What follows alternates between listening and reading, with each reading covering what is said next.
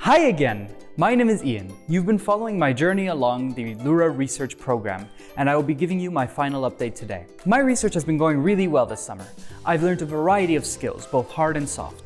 My hard skills that I've learned are definitely mathematical knowledge. I've learned about unscented and just Kalman filters in general. I've learned about how to program all of these into Python. And then for the soft skills, I've also learned how to talk with a supervisor professionally and how to present my knowledge and information and findings in a way that makes it clear as to what I have learned. And I have also learned how to manage my expectations and failure. This is something that I found very valuable when I learned it, because when you're researching, there's a lot of things that go wrong, and you'll eventually come to the right solution. I would definitely recommend any student interested in researching to do the LURA/USRA program, as it is a great program to practice your presentation skills, your researching skills, and to just develop yourself as a person. Thank you everyone for watching. It has been a pleasure sharing my journey with you all this summer.